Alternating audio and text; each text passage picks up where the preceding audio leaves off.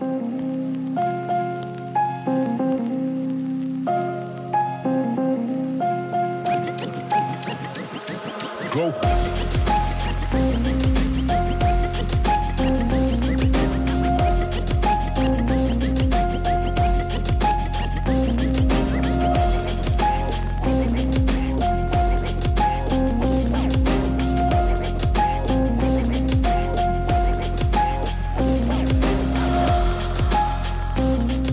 Made, and we're going to talk about where to get it, and we're also going to talk about the resale value. Now, it's interesting because the shoe costs about $200. That's a lot of money for a low top sneaker.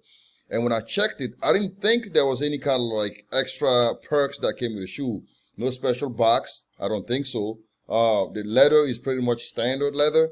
And so I don't know why they're charging $200 for it. Like any other Jordan 12 high is like $190, and the low top, which you use is probably less material, is $200. Okay, so I don't know why Nike did that. You know, Nike can get away with whatever. So now again, the shoe, this is Easter. Easter is the celebration of Jesus Christ's resurrection, and I actually wrote an entire article talking about the importance of the resurrection, because without the resurrection, we have no salvation. So I wish that Nike will actually try and talk about why this is important, because Easter is really that event that took place, and we better talk about it, but Nike's not talking about it. So now I'm going to take that chance to tell you a little bit about it. Now, why am I saying this? Jesus died and rose again. So when he rose from the dead, what that indicated was that God, the Father, was pleased with his sacrifice. This is why he rose from the dead. And as a result, everybody that put their faith in Jesus Christ has what we call eternal life. Okay? This is the most important event in history, and I think we don't do it any justice by bringing out shoes and then naming them Easter and not talk about the backstory. All right? So I just wanted to give you that background. If you want to know more about it, I'll have a link for you in the description. Now, let's talk about who's getting the shoe and the resale value. Now, when I was checking and I did my research this morning, I went on Nike's website, and Nike USA is the only place that's getting it as far as like Nike stores are concerned. No European Nike stores getting it. Nobody else is getting it but Nike USA. So it pretty much make out my job a little bit easier. Now, usually when I do this presentation, I have like a PowerPoint for you. I'm not going to do that this morning because of lack of time. So we're just going to jump in and find the major retailers and also the minor chains. So as far as the major chains are concerned, we have Foot Locker, Foot Action Champs, East Bay Online, JD Sports, Finish Line, and Hibbert. And for the smaller chains, we have Shoe City and DTLR, which is Downtown Locker Room. Now, the next thing we want to do is we want to set up our assumptions. The assumptions are always the hardest to do because I don't work for the brand, so I don't really know what's going on. So for the assumptions, I'm going to give Foot Locker, Foot Action Champs, and East Bay about 40% of the total inventory. And then Hibbert, JD Sports, Finish Line, and the minor chains are going to receive the other 40%. And then Nike, I'm going to give Nike the 20% that's remaining. So when I was checking out the number of Foot Locker stores that were allocated, I counted a total of 45 stores out of the 1,000 operationals on Foot Lockers within the USA. So that's about 4.5%, which is pretty low.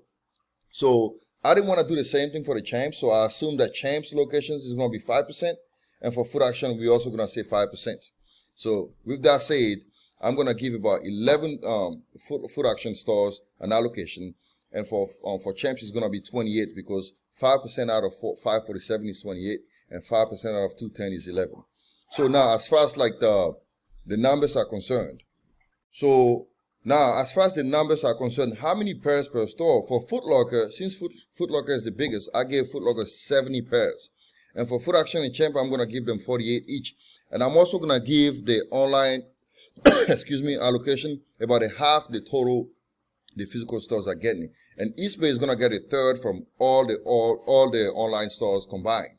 So now all we got to do is just run our numbers, and that's pretty easy. For Foot Locker, we're going to do 70 times 45, which is 3,150 pairs.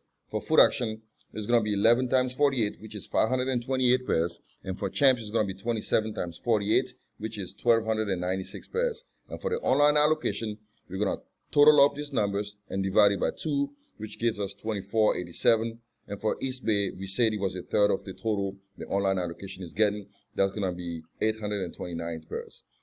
Now for the total, for Foot Locker, Champs, Foot Action, and East Bay online and in stores, add up all these numbers, and you get 8290 pairs, and I took it up to like 8500 pairs. Now, since I assumed that this number represented about 40% of the entire inventory, to find the entire, we're just going to do 40% plus 40% plus 20%, which is 8500 plus 8500 plus 8500 by 2, and the total is 21,250 pairs, let's say 22,000 pairs. Now, because this is all based on my assumptions, I'm going to say that the total production will be anywhere between 20K and 40K, which is 20,000 to 40,000. Now, as you all know, I have to add my disclaimer. I don't work for the brands. I don't work for the retailers. I don't work for any single one of them. So everything that I say is pretty much from my own assumptions. So take everything with a grain of salt, okay? So I want to make sure you guys know that. Now, the next thing we're going to do, we're going to talk about resale value. Now, usually when I do resale value, I'm always trying to give you a picture of I give you a picture of the resale by time and then resale by size. Now today I'm not going to do that. I'm just going to go ahead. So I'm not going to go through the resale versus time. I'm just going to give you a resale versus size. So you can pretty much see what's on your screen there, on my screen. So from a size 7.5 to 14, and I give you the profit in grain. So for a size 7.5, you're looking at about 375, and your profit is about 129, and then so on and so forth. So you can kind of see that size 11.5, size 13 and 14 yield to the highest margins between 159, 153, and 148. That's a lot of money. So this shoe is pretty much good as far as like resale is concerned. You're going to be getting at least $100. Now, it all depends on where you sell it. Now, if you sell this shoe on StockX, this is the profit you're going to get. But if you sell it on eBay, add about $30 to each of these numbers that I gave you here. So, for example, for a size 7.5, if you were to sell this on eBay, you'll be making about $169, $170 because they don't charge anymore. So you're going to be making some good money. Now, as far as like the overall resale value, it is $371, which means the shoe, it is a great shoe for resale purposes. So now, let's say you want to get the shoe now. So what do? So if you want to buy it now, you can go on my website. I will have a link for you in the description. And then check out all these retailers that I gave you. Or if you don't want to bother with it and you want to buy it right away, go straight. And I'll have a link for it in the website. I will have a link again in the description. You can just go and buy it from these eBay sellers that I've given you. These are all legitimate sellers, okay?